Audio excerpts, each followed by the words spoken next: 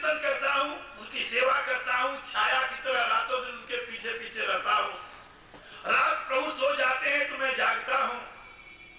प्रभु के पास रहते हुए प्रभु का गुण तो मेरे में नहीं आया। क्या समझे? प्रभु के पास रहते हुए भी प्रभु का गुण मेरे में नहीं आया। और भरत प्रभु के पास नहीं रहता, प्रभु से बहुत दूर रहता है। प्रभु वन में है तो भरत अयोध्या में है, लेकिन राम के सारे गुण पता नहीं कैसे भरत में चले गए। जो कोई भरत को देखता है वो यही समझता है कि मानो राम हो गए, राम मिल गए उसे। इतना ही नहीं, लोग यही कहते हैं कि भरत राम ही की अनुहारी, सहसा लखिना सकई नर नारी। भरत बिल्कुल राम के समान ही है। एकाएक नर नारी ये समझ नहीं पाते कि ये राम है व भरत है। वन की स्त्रियां भी भरत को जाते समय देख करके यही सोचती हैं, राम लखन सखी होई कि नहीं। लगते तो ऐसे जैसे राम हो। बपु बरना शील सोई आली, बपु बरना रूप सोई आली, शील स्नेह सरिस समचाली। राम का केवल शकल ही नहीं मिलता, राम का शील, राम का स्वभाव, राम के गुण, राम के चरित्र, राम के समग्र वैशिष्ट भरत में विराजमान है। लक्ष्मण ये सोचते हैं कि मैं राम के साथ रहता हूं, राम के गुण मेरे में नहीं आए। भरत राम से दूर रहते हुए भी राम के सारे गुणों को ग्रहण कर लिया, इसलिए हमारे में जरूर कहीं दोष होगा। क्या समझे? कहीं दोष होगा हमारे। लक्ष्मण उस दोष की तलाश करते रहे, लेकिन दिखाई नहीं दिया। क्यों नहीं दिखाई दिया? कहा जिस अहम से दोष की तलाश कर रहे थे, जिस अहम से जो दोष की तलाश की जा रही थी, वो अहम तो उनके पास ही था, दिखाई कहां से देता। हमारे यहां एक बात समझाई जाती है, व्यक्ति सबसे पहले अपने बाहर के संबंधों से ऊपर उठे। बाहर के संबंधों से ऊपर उठने के लिए उसको अपना एक विशेष संबंध निर्धारित करना पड़ता है। एक दूसरा उदाहरण ले ले, जैसे आपके पांव में कांटा गड़ गया, तो कांटा फूल से तो नहीं निकलेगा, चंदन के लेप से नहीं निकलेगा, उसके लिए कांटा की जरूरत है। कांटे से कांटा को निकालो। जैसे कांटे से कांटा निकाला जाता है, ऐसे ही बाहर की आसक्ति को दूर करने के लिए एक नई आसक्ति तैयार करनी पड़ती है अंदर की। और अंदर की आसक्ति से जब बाहर की आसक्ति दूर हो जाए तो उस अंदर की आसक्ति को भी दूर करनी होती है, कि नहीं उसके पकड़े रहो। जिस अहम के बल से लक्ष्मण ने सबका त्याग किया है, उस अहम के ऊपर सवार होकर के वो अपने दोषों को ढूंढ रहे हैं, नहीं मिलता, दिखाई नहीं दे रहा। वही अहम तो दोष है, और उसी दोष के कारण लक्ष्मण दुखित है, चिंतित है। अब उस चिंता से व्यथित होकर के जब वो आगे बढ़ते हैं, आरण्य काल में जाते हैं, दंडकारण्य में जाते हैं, तो एक दिन प्रभु के चरणों में एकांत पा करके बैठते हैं, प्रार्थना करते हैं। प्रभु, बड़ी व्यथा है लक्ष्मण के हृदय में। कहते हैं भगवान, आप चराचर के स्वामी हो। अभी तक मैंने केवल ये सोचा था कि आप मेरे स्वामी हो, लेकिन तुलसीदास ने लिखा है उसको, एक बार प्रभु सुख आसीना, लक्ष्मण बचन कहे छलहीना। एक बार प्रभु एकांत में सुखासीन थे, लक्ष्मण ने जाकर प्रभु के चरणों में प्रणाम करते हुए अत्यंत दीन भाव से उसे प्रार्थना की। प्रार्थना क्या की? सुर नर मुनि सचराचर साईं, आप पति हो, देवता मुनि चर अचर सभी के आप स्वामी हो, लेकिन मैं पूछूं निज प्रभु की नाई। लेकिन मैं एक सेवक की भांति अपने प्रभु से प्रार्थना करता हूं, ये बताइए वो माया क्या चीज है? कहूं ज्ञान विराग अरु माया, कहूं सो भगति करो जे हिदाया। वो माया क्या चीज है जो बड़े बड़े ज्ञानियों को भी लपेट करके गड्ढे में ढकेल देती है? वह ज्ञान क्या है जिससे मनुष्य माया से मुक्त होता है? वह वैराग्य क्या है जिसके द्वारा मनुष्य ज्ञान प्राप्त कर लेता है? वह भक्ति क्या है जो ज्ञान वैराग्य के परिणाम में प्राप्त होती है, जिससे आप कृपालु होकर के दया कर देते हैं जीव पर? इसका रहस्य प्रभु आप मुझे बताइए। प्रार्थना करते हैं और लक्ष्मण की प्रार्थना को सुनकर प्रभु ने वहां पर एक बात कही है जो मैंने पहले आप लोगों को बताई थी। भगवान वहां पर लक्ष्मण को समझाते हैं, लक्ष्मण याद रखो, मैं अरुमोर तोर तय माया, यही बस कीने जीव निकाया। जब तक मैं जीवित है तब तक मैं के बाद तय भी होगा, मेरे के बाद तेरा भी होगा। और जहां मैं है, मेरा है, तय है, तेरा है, वही माया का साम्राज्य है। और इसी माया ने समस्त जीवों को अपने फंदे में जकड़ रखा है। मैं अरुमोर तोर तय माया, यही बस कीने जीव निकाया। लक्ष्मण को अब होश आया कि इस मैं ने ही तो मुझे ऐसा पागल बना दिया था।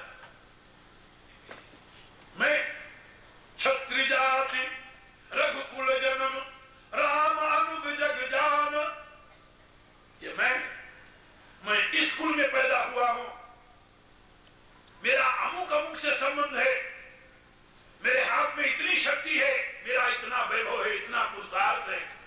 जहां मैं आया वहीं पर मनुष्य की सारी ज्ञान विज्ञान की राशि समाप्त हो जाती है। इसलिए हमेशा सावधानी से धर्म पथ पर चलते हुए ये बात याद रखें, जब तक मैं और मेरा है तब तक कल्याण की संभावना नहीं हो सकती, तब तक मोक्ष का मार्ग नहीं मिलने का, तब तक भगवान की उपलब्धि भी नहीं होने की। भगवान की उपलब्धि, मोक्ष की प्राप्ति मैं और मेरे, तय और तेरे से मुक्त होने पर ही होगी। इसीलिए वेद कहता है, लक्ष्मण को ये बात भगवान ने समझाई, इसीलिए वेद कहता है कि तुम प्रार्थना अपने लिए मत करो, तुम मैं के लिए नहीं, या तो फिर का विश्व के लिए करो, सबके लिए करो। तुम कल्याण की कामना अपने लिए नहीं, सबके लिए करो। तुम मंगल की कामना अपने लिए नहीं, सबके लिए करो। जब सबकी भलाई होगी तो तुम्हारी भलाई अपने आप हो जाएगी। आप लोग जानते हैं वैदिक धर्म का मूल मंत्र गायत्री मंत्र है, और हर एक सनातनी हिंदू के लिए यह आवश्यक है कि वह प्रातः काल गायत्री मंत्र से प्रभु की प्रार्थना करे। और उस गायत्री मंत्र में मानव मात्र को सद्बुद्धि प्रदान करने के लिए प्रभु से प्रार्थना है। मानव मात्र के कल्याण की भावना से युक्त होकर के ऋषि प्रभु से प्रार्थना करते हैं। इसलिए मैं आप लोगों को बता रहा था कि धर्म संस्था में लोक कल्याण की भावना थी, और इसी रूप से जिस धर्म संस्था ने लोक कल्याण की भावना को जन्म दिया, जिससे मनुष्य परम पद को प्राप्त करने का अधिकारी हुआ, उसी धर्म संस्था से जुड़ी हुई एक दूसरी संस्था जिसमें लोक हित की भावना से कर्म के समर्पण की दिशा प्रदान की गई, जिसको मैंने राज संस्था के नाम से संकेत किया था। मूल में दो बातें बताई थी ना, धर्म संस्था और राज संस्था। रामायण का यह उदाहरण उस धर्म संस्था की यथार्थता को समझाने के लिए मैंने आपको दिया है। तो धर्म संस्था में व्यक्तिगत चाह नहीं, जब तक मैं और मेरा है तब तक धर्मानुष्ठान नहीं, तब तक आत्म उन्नति का कोई क्रम नहीं बनता। आत्मा की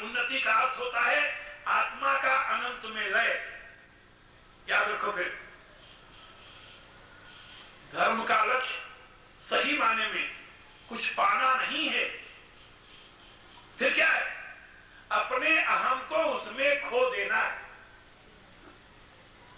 उसको पाने का तरीका खुद के खो जाने में है। वहां पर कुछ मिलता नहीं। जो हमारा इंडिविजुएशन है, हमारा जो व्यष्टि भाव है, वह उस अनंत में लय हो जाता है। तो अपने अहम को उस अनंत में लय करने की भावना जो है, ये धर्म की साधना का लक्ष्य है। तभी तो अनंत से युक्त होकर के आनंदित होता है। एक बात आप लोग ध्यान से समझ लें। ब्रह्म की मीमांसा करते हुए उपनिषद कहती है सत्यम ज्ञानम अनंतम ब्रह्म। तो सत्य से आप परिचित हैं और ज्ञान से आप परिचित हैं, चित्त से आप परिचित हैं। सत्य तो सत्यात्मक है और चित्त जो है वह ज्ञानात्मक है। आप अपने अस्तित्व के विषय में आशंका नहीं रखते, इसलिए वह सत्य है जिसको आप जानते हैं। और आपके अपने अस्तित्व का बोध भी है, इसलिए वहां ज्ञान भी है, सत्य भी है, चित्त भी है। तो कमी किसकी रह जाती है? कमी रह जाती है अनंत की। सत्यम ज्ञानम अनंतम, ये ब्रह्म के तीन यहां पर विवर्त बताए गए। सत्यम ज्ञानम अनंतम, तो सत्य तो है, ज्ञान भी है, सत्य और चित्त दोनों की उपलब्धि है, लेकिन अनंत नहीं है। वो सत्य और चित्त दोनों सीमा में बंधा हुआ है, अनंत से युक्त नहीं है। जब तक यह सीमा बनी रहेगी तब तक न तो कहीं ब्रह्म है, न तो कहीं मोक्ष है, न तो कहीं भक्ति है और न तो कहीं यथार्थ ज्ञान है। भगवान ने ज्ञान का रूप समझाते हुए बताया, ज्ञानमान जहां एक नाही, जहां मानी मनाई हुई बातें, जहां सारे मेजरमेंट, जहां डाइवर्सिटी समाप्त हो जाए, जहां डाइवर्सिटी के लिए कोई स्थान न रह जाए, उस स्थिति का नाम है ज्ञान।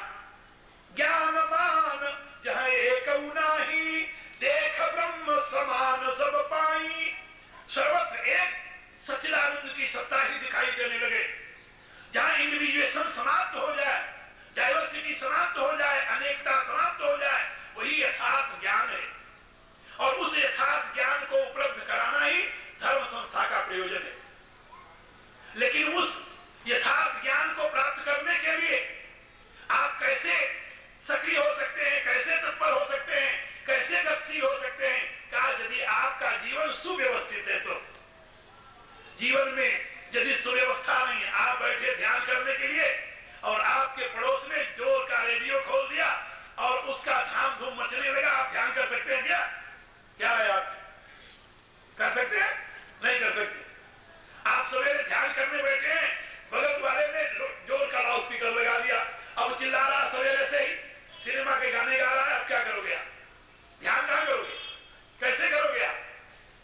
यानी कहने का अभिप्राय कि धर्म संस्था के माध्यम से विकास आपका तब होगा यदि बाहर की व्यवस्था सुव्यवस्थित हो, अच्छी हो और आपके लिए उपयोगी और हितकारी हो।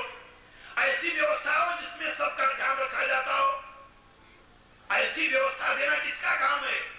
ये धर्म संस्था काम नहीं है, ये व्यवस्था राज संस्था की। ये राज संस्था का काम है कि वह आपके जीवन को सुव्यवस्थित विकास में बनाने के लिए हर एक प्रकार की सुविधा प्रदान करे।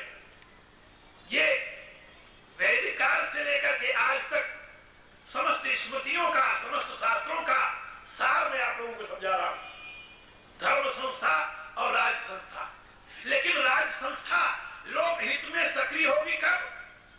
जब उसका संचालक वह होगा जिसने जीवन के विकास की महत्ता को समझा है। आप जरा सोचिए, जहां पर राज संस्था ये सोचती हो कि कौन ऐसी व्यवस्था करे जिससे अधिक से अधिक पैसा आवे और उसके लिए शराब के ठेके जगह जगह तक खोले जाते हो, क्या सोचते हैं? जिस देश में 40,000 गायें रोज सवेरे कटती हो, क्यों? इसलिए कि गऊ मांस और गऊ रक्त इनको बेच करके, उसकी चमड़ी बेच करके करोड़ों रुपया बाहर से ले आएंगे। जहां पर राज संस्था गली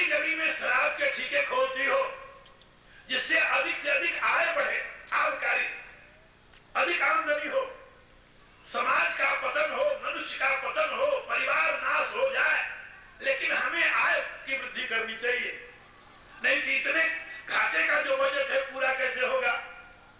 यहाँ पर राज संस्था मनुष्य हित की चिंता से दूर होकर केवल अर्थ की चिंता करने लगे। आप क्या समझते हैं, वहां पर आप ध्यान करेंगे, वहां पर आप आंतरिक विकास करेंगे। पश्चिम के विद्वानों ने जब उपनिषद का अध्ययन किया तो उन्होंने ये घोषणा की कि ये उपनिषद की अनुभूति उस काल में हुई होगी जिस काल में समाज की सुव्यवस्था श्रेष्ठतम रूप से शांति प्रदान करने में मानव को सक्षम रही होगी। सुविकसित देश में ही, संपन्न समाज में ही, संतुष्ट राष्ट्र में ही, सभ्य समाज में ही इस प्रकार के ज्ञान विज्ञान का उदय हो सकता है, अन्यथा नहीं। ये विद्वानों की राय। यदि समाज सुव्यवस्थित नहीं है तो आप आंतरिक विकास नहीं कर सकते। आप जरा सोचिए, आपको एक व्यवस्था दी गई, सवेरे उठिए आप प्राणायाम कीजिए, प्राणायाम से शुद्ध ऑक्सीजन आपके लंग्स में जाएगा, आपके लंग्स को भी मजबूत बनाएगा, फेफड़ों को शुद्ध करेगा, आपके शरीर को सुंदर बनाएगा और आपके चेतना को ऊर्ध्वमुखी करेगा। और आप बाहर बैठे प्राणायाम करने के लिए, लेकिन पोल्यूशन इतना है कि आप कुछ कर नहीं सकते। जिस ऑक्सीजन को आप अंदर लेना चाहते हैं वो पोल्यूशन के द्वारा ऑक्सीजन की जगह अनेकों प्रकार के जहरीली गैसें आपके अंदर जा रही है। आप क्या करें, कौन सी उन्नति करेंगे आप? आध्यात्मिक संस्था आपके लिए क्या करेगी? धर्म संस्था आपको कितना कल्याण कर देगी? जैसे यहां पर आप लोग व्याख्यान सुनते हैं, विद्वानों के चरणों में बैठ करके शिक्षा लेते हैं, लेकिन जब आप व्यापार में प्रवृत्त होते हैं, कई लोग आते हैं, कहते हैं महाराज मजबूर हो जाते हैं बेईमानी करने के लिए, चाहते नहीं, ईमानदारी से एक दिन भी हम काम नहीं कर सकते। क्यों नहीं कर सकते भाई? आपको एक छोटी सी घटना सुनो।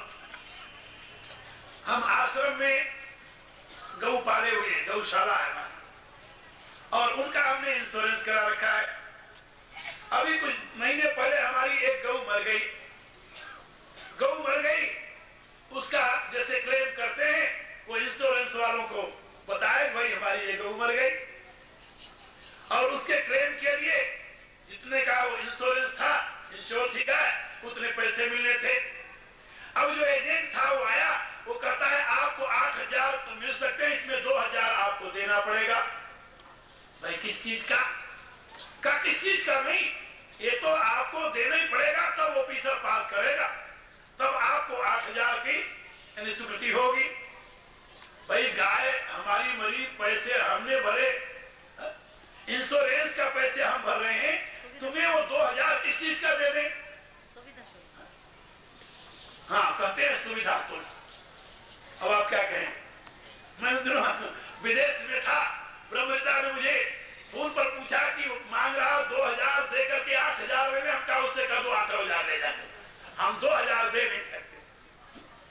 हम लोगों को शिक्षा देते हैं भाई कि दूसरे को बेईमानी न करने दो, और न तो घुस दो न तो घुस लो।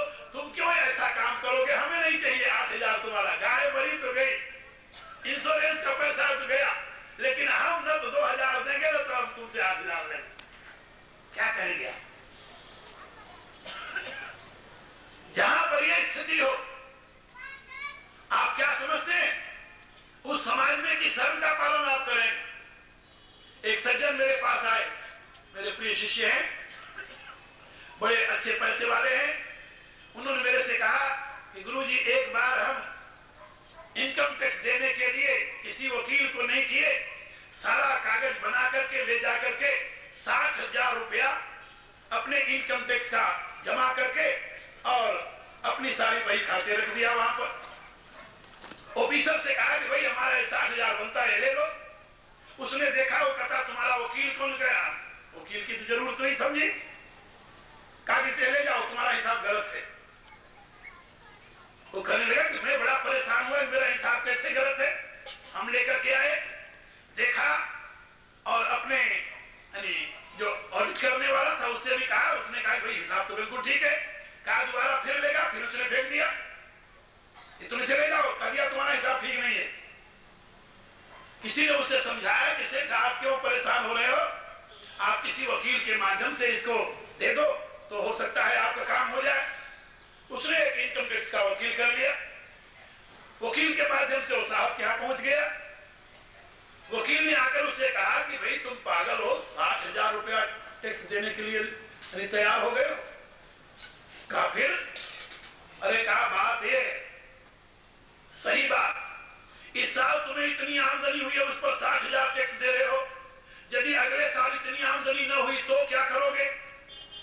कहा जितनी होगी उतने का टैक्स दे देंगे। कहा ना, ये तो रिकॉर्ड बन जाएगा तुम्हारा, इससे कम तो तुम्हें देना ही नहीं पड़ेगा, इससे अधिक और देना पड़ेगा। कहा फिर मैं क्या करूं? कहा फिर साहब की ये राय है कि तुम 10,000 उनको दे दो, 10,000 मुझे, 20,000 निकल जाएगा तुम्हारा। क्या समझे? हाँ 20,000 निकल जाएगा और 20,000 इनकम टैक्स का भर दो, 20,000 में तुम्हें लाभ हो जाएगा। वो कहता है मजबूरन हमें यही करना पड़ा। कहता मैं हैरान रह गया, 60,000 में खुशी से दे रहा था, वकील के माध्यम से मुझे 40,000 खर्च करना पड़ा, 20,000 हमारा बच गया। 20,000 इनकम टैक्स को दिया, सरकार के यहाँ गया, 10,000 वो ले लिया, 10,000 वो ले लिया। क्या करोगे? मेरे से पूछने लगा आप बताओ हमारी ईमानदारी और आपका यह उपदेश क्या करेगा? सही में क्या करेगा भाई? आप बताइए क्या करेगा? आप लोग तो मुक्त भोगी हो। मेरे कहने का प्राय कि जहां पर राज संस्था माने जो आपके जीवन के बाह्य व्यवस्था का जिम्मेदार है, उसकी यदि पूर्ण रूप से शुद्ध आचरण की प्रवृत्ति न हो, फिर धर्म संस्था उसमें क्या कर सकती है? धर्म संस्था व्यक्ति के व्यक्तिगत जीवन विकास की दिशा देने के लिए तत्पर है, लेकिन बाहर की व्यवस्था जो है राज संस्था, वो अपने दूषित आचरण से उसे भ्रष्ट करने पर तुली हुई है। आप क्या करेंगे उसमें? इसलिए मनुष्य को यदि सुख से जीना है, आंतरिक उन्नति करते हुए अपने विकास की दिशा में आगे बढ़ना है, तो वो जिम्मेदार है दोनों प्रकार की व्यवस्थाओं की शुद्धि के लिए। आज राज संस्था ही दूषित नहीं है, मेरे विचार से धर्म संस्था भी दूषित हो चुकी है। धर्म के नाम पर जितनी लड़ाइयां होती हैं, शायद किसी दूसरे के नाम पर नहीं होती होंगी। कुछ शताब्दियों में धर्म के नाम पर जितने कत्लेआम हुए हैं, शायद किसी दूसरे नाम पर हुए हो। क्यों? कारण क्या? धर्म संस्था जीवन के विकास की विधा का नाम है, लेकिन आज वो धर्म संस्था क्या बन गई जानते हो ना? एक दिन और मैंने बताया था, अधिक भेड़ों की वृद्धि, अधिक से अधिक लोगों को अपने पाले में ले आना, किसी भी प्रकार से उनके जीवन का विकास हो रहा है कि नहीं हो रहा है इसकी चिंता नहीं है, अपने पाले की वृद्धि हो रही। हमारे धर्म के हमारे अनुयायियों की संख्या बढ़ रही, हम अपने अनुयायियों की संख्या बढ़ाने के लिए उनकी आत्मा का हनन भी कर रहे हैं। इसका हमें बोध, इसकी हमारी चिंता नहीं है, लेकिन हम इस दिशा में लगे हुए हैं। क्यों? कारण क्या? कहा धर्म था आध्यात्मिक अनुभव का परिणाम और आंतरिक विकास की विधा, लेकिन आज वह ऐसे लोगों के हाथों में आ गया है जिनको न तो शास्त्र ज्ञान है न तो अध्यात्म ज्ञान है, दोनों ज्ञान से वंचित है। न उन्होंने अपने जीवन को साधा है और न तो दूसरे को साधने की दिशा में आगे बढ़ते हैं। एक सज्जन मेरे पास आए और कहने लगे, स्वामी जी आपकी क्या राय है? मैं अमुक अमुक अमुक जगह गया तो उन्होंने कहा कि जो तुम खाते हो खाते रहो, जो पीते हो पीते रहो, लेकिन मेरी बताई हुई साधना करो, तुम्हारा उत्थान हो जाएगा। हम कहा भैया ये तो वही कर सकते हैं, हमारे यहाँ तुम्हारा आहार विहार शुद्ध करना पड़ेगा।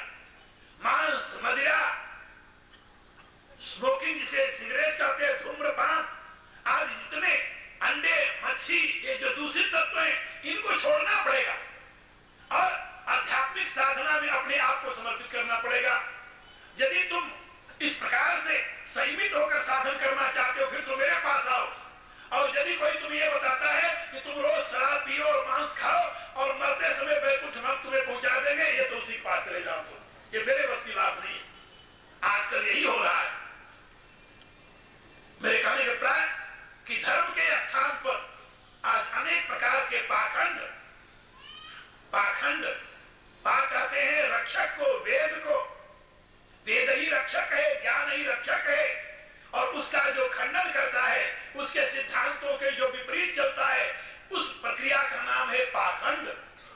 और उस पाखंड का आज दिनों दिन बोलबाला बढ़ता जा रहा है, आप देख रहे चारों तरफ। तो धर्म का स्थान आज पाखंड ले लिया है, और राज का स्थान किन लोगों के हाथ में, आप लोग अच्छी प्रकार से जानते हो, उसके विषय मुझे कहने की जरूरत नहीं है। यानी मानव समाज के विकास की दोनों संस्थाएं, धर्म संस्था और राज संस्था, आज दोनों दिनों दिन विकृत होती जा रही है। आप ताली मारकर भगवान का कीर्तन कर लें, लेकिन इससे आपके जीवन का कुछ बनने वाला नहीं है। हाँ, थोड़ी देर के लिए शांति जरूर मिल जाएगी। विकास की दिशा तब होगी जब सत्य को समझेंगे, आप अपने अंदर और बाहर की व्यवस्था को देखेंगे, और उसको सुव्यवस्थित करने के लिए आप सजग होंगे। अपने जीवन में, अपने समाज के जीवन में, अपने राष्ट्र के जीवन में ही नहीं, बल्कि विश्व के जीवन में इस प्रकार की दिशा प्रदान करने के लिए आप कृत संकल्प हो कि हमारे बाह्य व्यवस्था के लिए कोई भी ऐसा व्यक्ति जो प्रलोभन किसे कहते जानते हो? आपकी सामर्थ्य से अधिक, आपके प्रयत्न से अधिक, आपके पुरुषार्थ से अधिक आपको प्राप्त कराने का जो कोई वादा करता है, वो आपको प्रलोभन दे रहा है। याद रखिए, आपको धोखा मिलेगा, वहां से आप सावधान हो जाइए। तो जो आपको प्रलोभन प्रदान करके आपके उत्थान की कथा कह रहा हो, बात बता रहा हो, जो आपको लालच दे करके आपको जन्नत में पहुंचाने के यानी बात करके आपके ऊपर हावी होना चाहता है, उससे सावधान रहिए। आज राज संस्था और धर्म संस्था दोनों ही दूषण का शिकार हो रही है, और इसमें कारण कौन है जानते हो? आम जनता। ये राजतंत्र होता तो इसमें राजा दोषी होता, लेकिन आज राजतंत्र तो है नहीं। राजतंत्र का एक सिद्धांत था, यथा राजा तथा प्रजा, और ये प्रजातंत्र का क्या सिद्धांत है जानते हो? यथा प्रजा तथा राजा। यहाँ प्रजातंत्र का सिद्धांत है यथा प्रजा तथा राजा। यहाँ यथा राजा तथा प्रजा नहीं होती। यहाँ की जनता राजतंत्र में रहने की अभ्यस्त है, इसलिए आज प्रजातंत्र में भी वो यही कहती है यथा राजा तथा प्रजा। लेकिन उस भले आदमी को ये पता नहीं है कि ये प्रजातंत्र है। प्रजातंत्र का सिद्धांत है यथा प्रजा तथा राजा। आप क्या करें? यदि प्रजा अपनी अकल के अनुसार, अपनी बुद्धि के अनुसार, अपनी समझ के अनुसार ही अपना शासक चुने, और फिर वो शासक बाहर ही खेत को उजाड़ने में प्रवृत्त हो जाए, वो शासक प्रजा को ही समाप्त करने में निरत हो जाए, उसमें कसूरवार कौन है? प्रजा या शासक? क्या कह दिया? प्रजा। इसलिए आप इन दोनों बातों को समझिए। मैं सामाजिक जीवन से संबंध रखता हूं, समाज के प्रति समर्पित हूं, समाज के सर्व प्रकार के हित की चिंता करना स्वभाव है, सहज हमारा धर्म बना हुआ है। इसलिए मैं आप लोगों को इस विषय में सजग करता हूं कि आप राज संस्था और धर्म संस्था, इन दोनों की अव्यवस्था में अपनी उन्नति नहीं कर सकते, आंतरिक विकास नहीं कर सकते, कभी शांति के भाजन नहीं बन सकते। रामायण में यही बात कही गई है। महात्मा भरत जब उनको राज दिया जाने लगा, तो उन्होंने अपने अवधपुरवासियों को बुलाकर पूछा कि तुम मुझे राज देकर के सुख चाहते हो या दुख, ये बताओ पहले। अवधपुरवासियों ने कहा कि नहीं, राजा तो सुख के लिए चुना जाता है। उन्होंने कहा कि नहीं, कहूं साच सब सुनी पतियाऊ, चाहिए धर्मशील नर नाहू। मैं सत्य कहता हूं, मेरे वचनों पर विश्वास करना। राजा को धर्मशील होना चाहिए। मोहि राज हठी